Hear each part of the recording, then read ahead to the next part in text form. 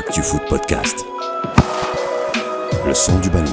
Bonjour et bienvenue sur ActuFoot Podcast, le podcast consacré au football avec un grand F, qui soit amateur ou professionnel, jeune ou senior, enfin bref, un podcast de football réalisé par des observateurs avisés du ballon rond. Et pour m'accompagner, Warren Messina. Bonjour Warren. Bonjour Ida.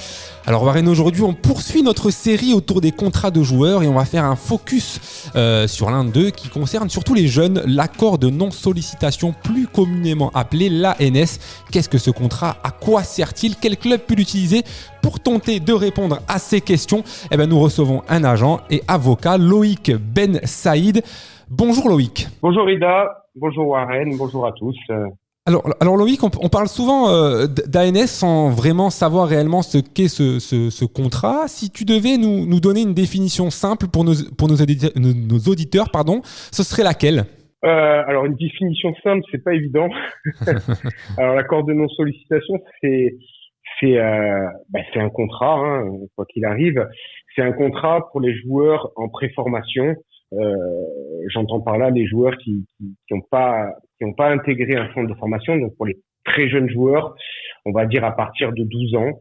Et c'est des contrats qui garantissent à la fois les joueurs et les clubs qui les signent que l'intégration du joueur dans le centre de formation du club dans lequel il a signé un contrat l'année de ses 15 ans. Je ne sais pas si j'ai été suffisamment clair. Non, c'était plutôt clair. Combien de joueurs sous ANS peut avoir un club ? Alors, ça va dépendre de pas mal de choses, notamment du label du centre de formation, puisque vous savez que les centres de formation sont catégorisés et sont classés. Alors, c'est entre 6, 8. Il me semble que ça peut monter jusqu'à 10 ANS, voire peut-être plus. C'est assez c'est très réglementé bien évidemment, mais le nombre dépend du classement et du statut du centre de formation du club professionnel. Tu as dit que c'est à partir de 12 ans. Jusqu'à quel âge on peut signer un ANS ? En principe, c'est jusqu'à l'âge d'entrée dans les centres de formation. Donc l'année des 15 ans. On peut signer un NS. L'idée, c'est en fait, je pense que de toute façon c'était une des questions que vous allez me poser ultérieurement, mais l'idée c'est de en fait pour les clubs, c'est de sécuriser le joueur dans le sens, en lui faisant signer ce contrat-là, on est sûr qu'il va intégrer le centre de formation. Et généralement, les clubs souhaitent que les joueurs intègrent le centre de formation à l'année de leurs 15 ans. Ils sont en âge légal d'intégrer les centres. Aujourd'hui, si je suis un très bon club de N1 par exemple, mais que je ne dispose pas d'un centre de formation, est-ce que je peux faire signer un ANS ? Un club de N1, ça, de National 1. Oui, qui n'a pas le statut pro. Qui n'a pas le statut pro et qui n'a pas de centre. Ouais. Non, il faut avoir le statut pro. Ouais, donc c'est obligatoire. C'est obligatoire. Et un centre de formation aussi ? Et un centre de formation, Et un centre de formation, bien sûr. Est-ce que tous les jeunes de tous les clubs peuvent signer un ANS ? Il n'y a pas forcément de... Il y a pas de problème pour qu'un jeune de n'importe quel club signe un ANS, sachant que les joueurs qui jouent dans la section amateur des clubs professionnels, en principe, ne peuvent signer que dans leur club, le club dans lequel ils évoluent. C'est-à-dire un jeune qui joue en préfo à l'OGC Nice ne peut signer un ANS qu'avec l'OGC Nice. Ok. Voilà. En principe, on va dire que. Sinon, il peut passer par un club amateur s'il veut se libérer, on va dire. Voilà, c'est ça. Alors voilà, et dans ce cas-là, il retrouvera un statut lambda de joueur qui joue dans un club amateur. Et dans ce cas-là, n'importe quel autre club pourra venir lui proposer un ANS. Un contrat normalement dure, cet accord de non-sollicitation dure 2 ans. Est-ce qu'à l'issue de ces 2 années, il est obligé de poursuivre avec le club et vers quel type de contrat sera-t-il orienté ? C'est un des avantages de l'ANS, c'est que ça garantit pour le joueur, ça lui garantit d'intégrer le centre de formation quand il sera en âge de l'intégrer, d'une part, et d'autre part, ça lui garantit la signature d'un contrat de travail, généralement qui intervient lors de la première année au centre. Par contrat de travail, j'entends soit un contrat aspirant, généralement soit un contrat apprenti. Voilà, donc c'est une garantie qu'offre l'ANS. Voilà. Donc ça permet aux jeunes joueurs qui signent un ANS d'avoir quand même une vision à moyen terme de leur une projection à moyen terme qui est assez sûre, quoi. Je prends l'exemple, on parle de joueurs à partir de 12 ans. À 12 ans, on joue au foot à 8, on n'est pas encore habitué à jouer au foot à 11.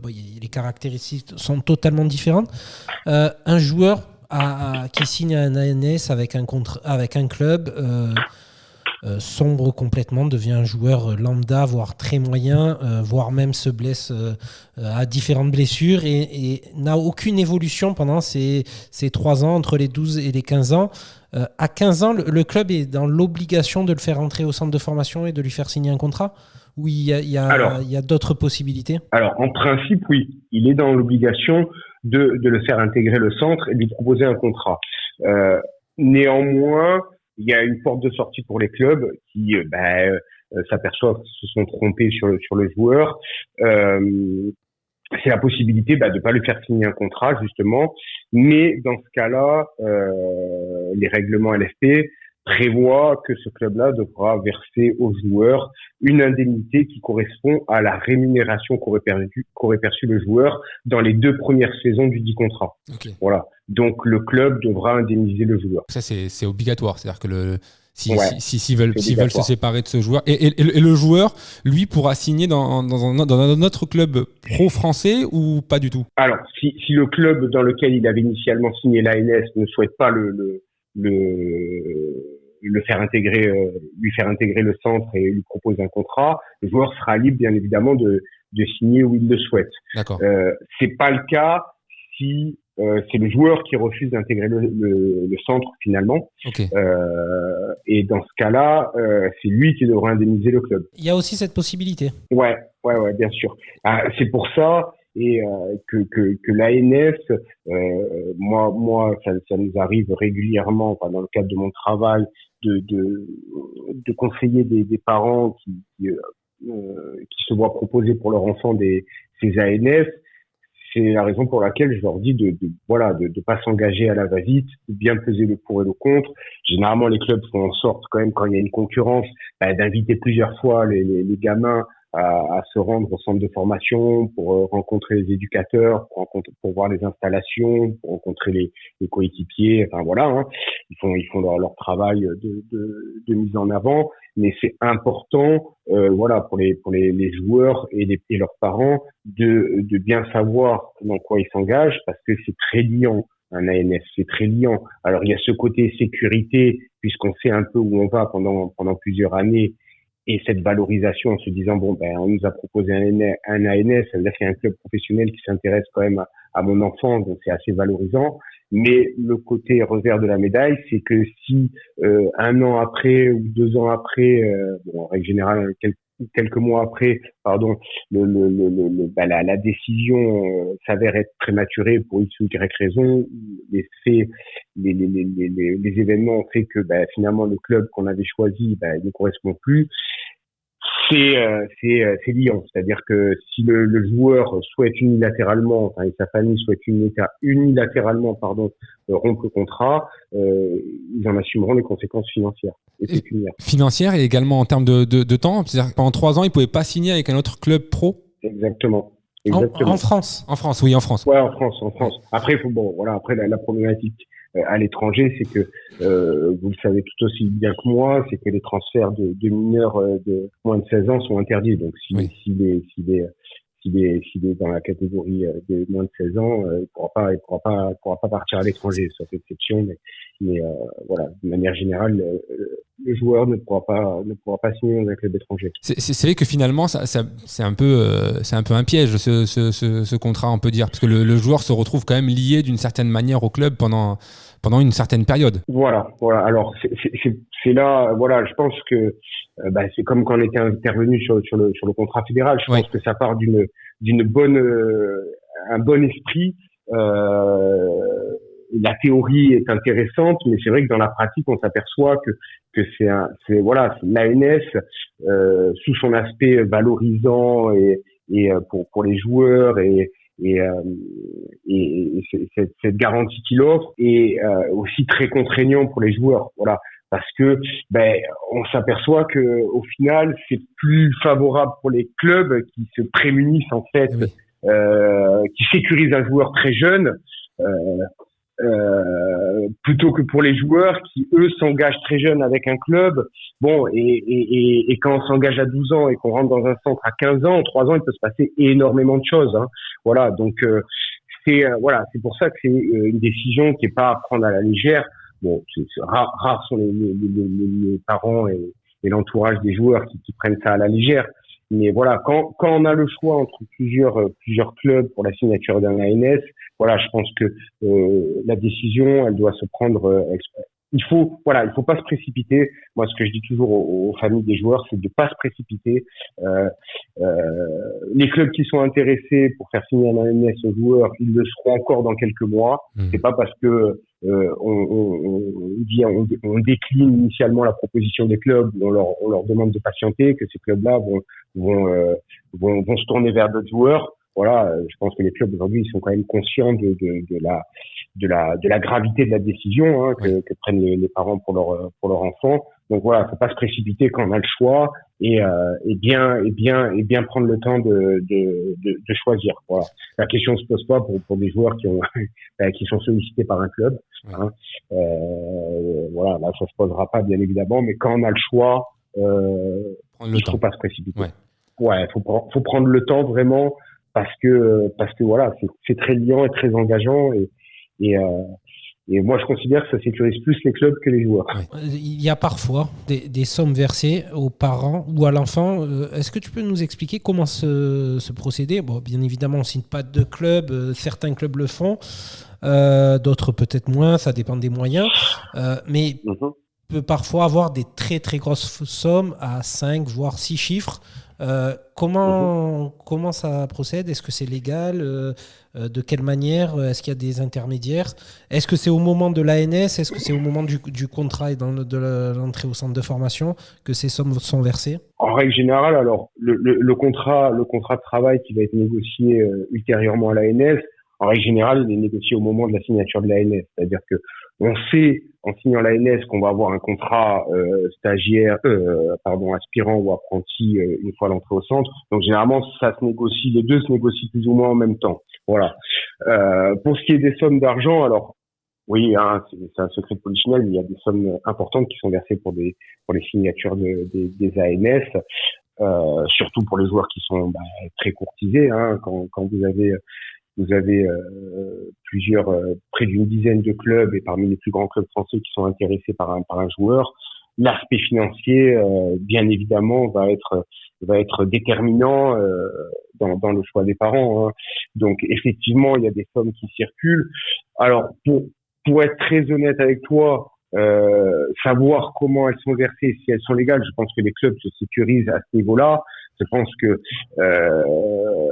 ils se sécurisent notamment, je pense, en versant ces sommes de manière échelonnée, hein, en fonction de l'évolution du joueur, de son entrée au centre, de la signature de son contrat. Je pense que voilà, il y a une sécurisation du club à ce niveau-là. Ils vont pas verser une somme d'argent comme ça sans avoir quelques garanties en contrepartie.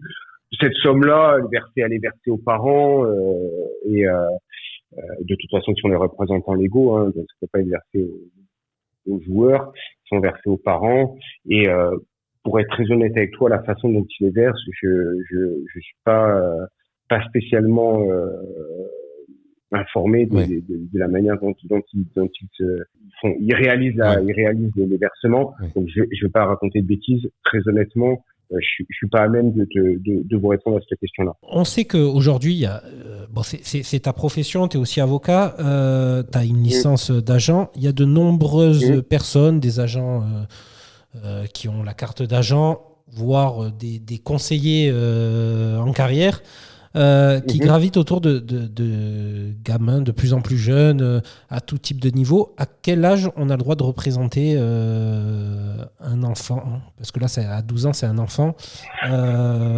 Au moment d'un contrat, d'un ANS ou autre. On peut. Alors, on représente un enfant, on représente on va dire les parents, les représentants légaux Un mineur peut pas contracter de contrat, il n'a pas la capacité juridique pour le faire. Donc on va assister les parents qui sont les représentants légaux du joueur.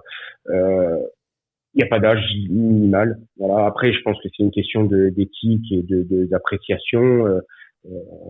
Est-ce que c'est opportun d'assister, de représenter un enfant lorsqu'il signe un NS? Moi, je considère que non, parce que déjà mettre dans la tête d'un gamin qu'il a un agent à cet âge-là, je sais pas si c'est bien pour son équilibre. Et réellement, après, on peut les conseiller, voilà, mais on va les conseiller, mais pas participer aux négociations, mais on va leur dire voilà ce que vous pouvez négocier, ce que vous pouvez avoir, obtenir. Des fois, des petites bricoles, hein, ça va être le remboursement de leurs frais si les parents sont relativement éloignés du centre qui va les recevoir. Mais les sommes d'argent sont alors à part des exceptions, mais la plupart du temps, les sommes d'argent sont peu importantes, les enjeux financiers sont peu importants et très honnêtement, je pense pas que assister les parents lors de la signature de ce contrat-là soit quelque chose de pertinent aujourd'hui pour les agents. Voilà. Mais dans l'absolu, rien ne l'interdit. Bon, rien ne l'interdit. Hein. On peut représenter à tout âge un joueur. Hein. Mais voilà. Alors là, ça se pose la question. Bon, aujourd'hui, agent, c'est un métier. Il faut pas. C'est un métier où c'est normal qu'on gagne sa vie. À quel âge, à partir de quel âge, un agent a le droit de toucher une commission ou être rémunéré pour le travail qu'il effectue? Ou est-ce que c'est, on va conseiller un jeune de 13, 14, 15, même 12 ans, et de dire ça va être un joueur que je vais suivre ses intérêts pour plus tard ou quand il sera adulte et qu'il puisse quand il percera. C'est très simple. Un agent de joueur peut percevoir une commission une fois que le joueur est majeur. Ça veut dire tant qu'il est mineur, l'agent n'a pas le droit de toucher de rémunération. Alors, pas le droit d'être payé. Ça, il faut bien que les parents qui nous écoutent, les joueurs qui nous écoutent aussi, le sachent. Quelqu'un qui leur réclamera de l'argent pendant que le joueur sera mineur violera déjà la déontologie et les dispositions du code du sport en la matière. Et bon, pour moi, voilà, on peut pas aujourd'hui prétendre agent et justement mettre en avant cette qualité d'agent si on fait ce genre de comportement. Voilà, il faut bien savoir, les gens qui font ça, pour moi, ce sont des escrocs, des gens qui veulent profiter du système et des joueurs. Voilà, on prend pas d'argent. Et signer un mandat avec un joueur, c'est à partir de quel âge? Alors, il y a pas de limite d'âge. Par exemple, moi, j'ai des mandats avec des joueurs mineurs. Bien évidemment aussi avec les représentants légaux, c'est-à-dire les parents, mais il n'y a pas d'âge. Après, tout est question d'appréciation et d'éthique de travail. C'est propre à chacun. Est-ce que aujourd'hui je me positionne sur des joueurs qui ont 12 ans ou est-ce que je me positionne sur des joueurs qui ont 14 ans, 15 ans, 16 ans, 17 ans une fois qu'ils sont au centre? Ça, c'est à la libre appréciation des agents, des personnes qui travaillent, des intermédiaires du sport. Moi, à titre personnel, c'est vrai que plus ils sont jeunes, plus j'ai de mal, parce que je considère qu'il faut quand même que le foot reste un plaisir pour eux et qu'on leur enlève, qu'ils aient pas en tête les petits, qu'ils ont déjà un agent à 12 ans, ça me paraît un petit peu perturbant pour eux. Et puis surtout, après, la problématique, c'est que sur petit terrain, quand ils jouent à 8, j'ai beaucoup de mal à apprécier les qualités d'un joueur. J'y arrive, mais je cache pas que je préfère qu'il soit sur grand terrain pour apprécier réellement les qualités d'un joueur. Voilà, donc généralement c'est en U14 qui commence à jouer grand terrain, c'est ça. Donc c'est à partir de là où vraiment je vais me positionner sur les joueurs. Après, la concurrence étant tellement forte dans ce milieu-là que c'est possible, ça sera peut-être possible que je me positionne sur des joueurs peut-être plus jeunes ou que d'autres agents le fassent parce que il y avait une concurrence qui est tellement forte maintenant dans ce milieu-là que des fois on n'a pas le choix et que peut-être ça m'arrivera de proposer mes services à des joueurs plus jeunes mais j'ai une certaine réticence à le faire, voilà, Ouais. parce que je considère que déontologiquement parlant, voilà, solliciter des enfants trop jeunes et des parents pour un enfant jeune, je pense que c'est perturbant et ça peut perturber l'équilibre d'un enfant Ouais. et sa famille également. Un bon joueur, voire un très bon joueur en foot à 8 n'est pas forcément un très bon joueur ensuite sur grand terrain. Oui, les espaces sont pas les mêmes, Les espaces sont les pas les mêmes, postes sont pas les mêmes. exactement, Il y a beaucoup pas de les mêmes. paramètres qui Ouais, rentrent en compte. paramètres. C'est une moitié de terrain, on y est 16 sur une moitié de C'est terrain. ça, c'est différent. On passe à 22 sur ça. un terrain, c'est quand même, C'est- on n'est pas sur les mêmes dimensions. Et, Non, mais Ouais. c'est complètement différent. C'est un risque de miser sur un. Même si c'est vrai, comme tu le dis, il y a de plus en plus de concurrence, donc des fois on est obligé. Mais c'est un risque de miser sur un petit qui est très jeune et qui n'a pas encore C'est ça. complètement terminé sa formation et qui n'a pas encore connu tout ce que peut connaître un joueur quand il évolue à 15, 16, 17 ans, qu'il a déjà un petit peu parcouru les postes, etc. C'est complètement différent. Plus le joueur est jeune, plus le risque est grand.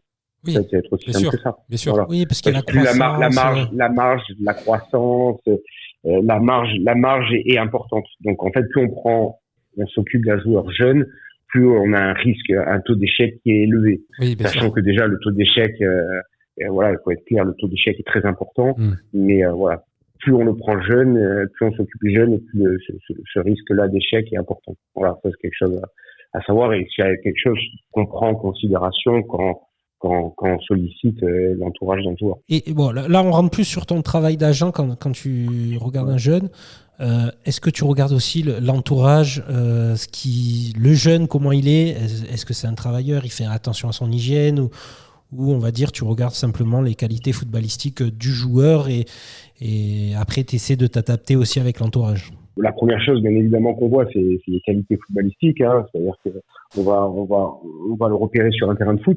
Et effectivement, après, une fois que les qualités footballistiques sont validées et que voilà, on sent un certain potentiel chez le joueur, on va bien évidemment essayer d'en savoir plus sur son état d'esprit, sur son entourage. Et bon voilà, après encore une fois, c'est une appréciation. Je pense que chacun apprécie la situation de manière personnelle. On peut très bien avancer sur un joueur qui nous plaît footballistiquement parlant et la famille est difficile, mais on se dit voilà, ça vaut vraiment le coup parce que même si la famille, l'entourage est difficile, le petit a tellement de qualité qu'on peut pas passer à côté. Et puis des fois, ça va nous arriver où même s'il a des qualités et qu'on s'y dit à quelque chose, l'entourage est tellement compliqué que pour nous, il est facteur d'échec. Tu vois, il va contribuer à l'échec du petit et c'est pas qu'on se sent incapable de casser cette spirale de l'échec, mais on pense justement que même avec des efforts, l'entourage familial va continuer à avoir une influence négative, hein. C'est jamais volontaire, hein. Je pense que voilà, je suis pas en train de rejeter la faute sur l'entourage des joueurs. Je pense que chaque parent veut le meilleur pour son fils, mais beaucoup de parents se rendent pas compte en fait que